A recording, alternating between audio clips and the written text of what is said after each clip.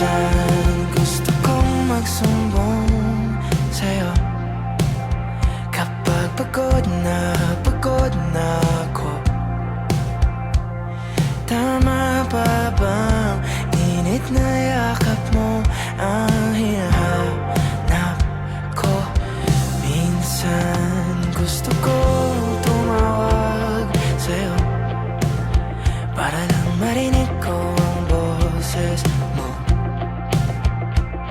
Mali na ba kapag nakangiti ako? Hinahanap